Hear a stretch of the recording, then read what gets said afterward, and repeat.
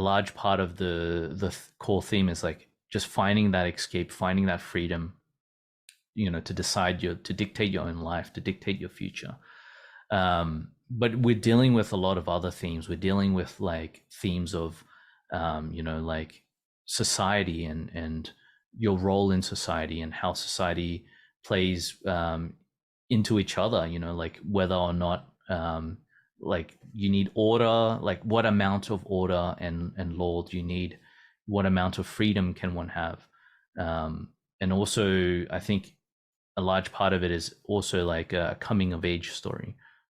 It's because like Nouns is it's such an eclectic mix of things like that's sort of put together, and that really allows us, it opens us up for all these different ideas and try to sort of make them fit into this world. And that's a good thing, even though it's like there's so many possibilities. It's great to have all those options and then sort of play around with it, and to not be constrained by, it's only going to be human characters, right? We're going to have all of it.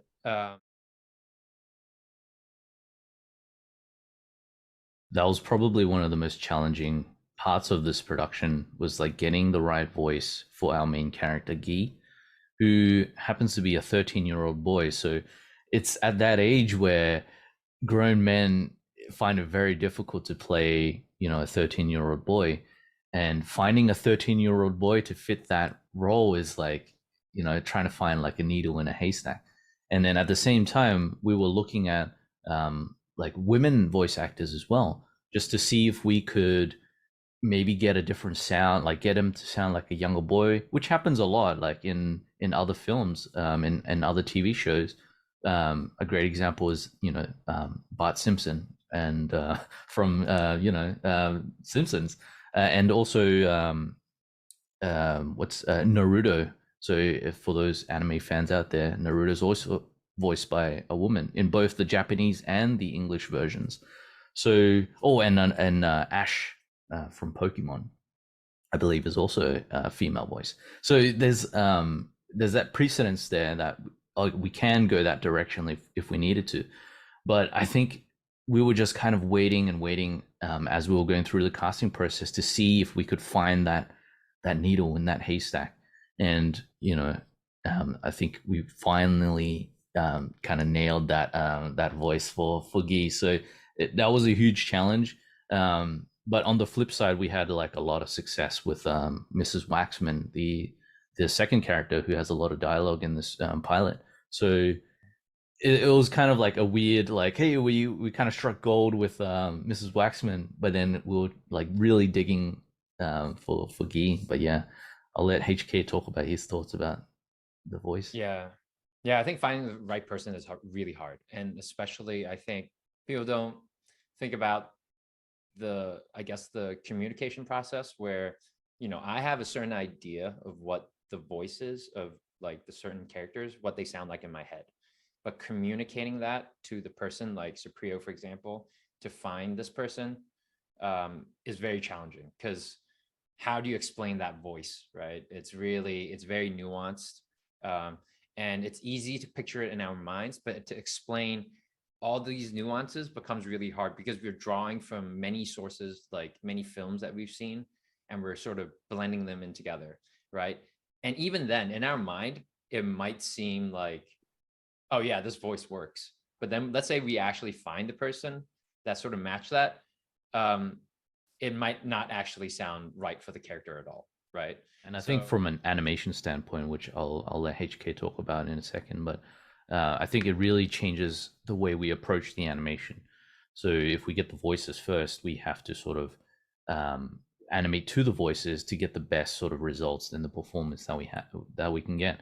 But if we get the voices after, then usually you're almost like shoehorning the voice into the visuals, so it's a little bit more awkward. So I think in that regards, it really affects how we create. But also just like hearing the voices in our heads as we work on the characters can help inform us of sort of the acting choices as well. So it's like everything is kind of like we're slowly just revealing the statue from the granite, and the more that we can see of that character, of that statue, the more that we can start to flesh in all the little details of it. And that's kind of how this whole process feels. It's like once we kind of put that puzzle piece in, you can kind of see how all the other ones are going to start to fit in. And I think that puzzle piece analogy is like the perfect one. You're starting off with just a blank slate and you have no idea what the final image looks like. But as you put these pieces in, it becomes clearer and clearer.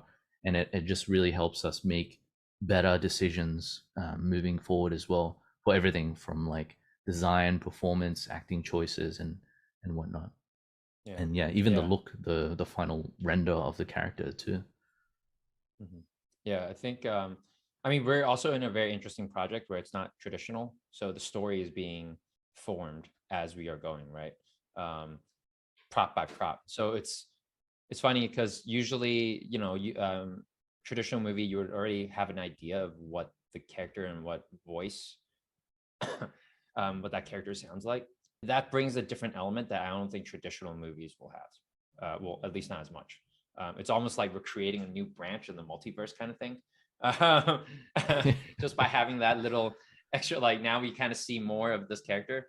Now it's like, oh, now we got these options, and it branches out to like another like 5 forks or something.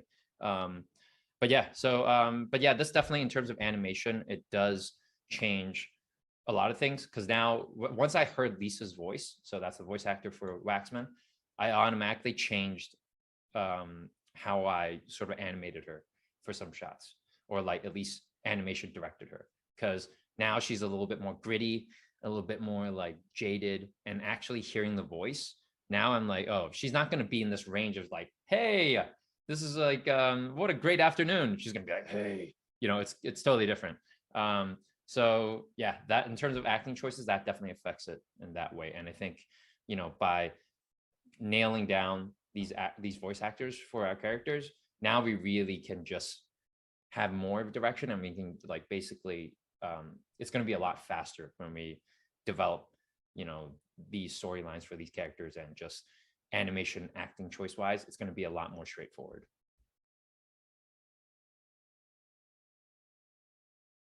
I think it's been great, just even just adding the sound component, because now we have animation that's sort of ready, or at least a little bit of it, work in progress, and to see and to work with like almost a side of production that we haven't really worked with in like the traditional studio setting, and really see them put their magic onto our animation has been wonderful, right? That element of music, like, you know, it's important, but then when you actually see your work with the music and actually see it, you know, combined together and gel together, that experience is it's pretty incredible. And you know, like, yeah, just being exposed to other artists and like their creativity and how they work has been eye-opening, because you know, we're very used to just knowing what we do and we're good at what we do. But to see other people who are good at what they do, and bringing that to the table and seeing how that all gels together has been, yeah, it's been great. And you know, they say like music is, it's like half the product, right? It's like half the entire show. It's like the other half of the element that nobody really thinks about, but it with or like without good music, it's an entirely different experience. I feel like it's like the secret force behind a lot of the good movies. And when you think about all your favorite movies in the past, like Lord of the Rings and, you know, other like epic trilogies, it's when you think about those things, a lot of people think about the visuals and like Gollum and all the CG and all the amazing sets, but then you could just sit down and listen to the music and you can understand why that trilogy is so amazing, because the score and that just like brings it to life. Yeah. And we're trying to do the same thing, right? We're trying to accomplish that feeling of scale and scope. And so the sound is like one of the most key components of that. And having Jakub on board to really drive that that whole direction on the sound side is like incredible, because the way that Jakub approaches the sound itself is like very it's like a very deep and meaningful approach. Like the way he thinks about the instruments to use, how to like combine the different, like, oh, do I use flutes here, and just like even just to the mixing, like which parts are louder and softer.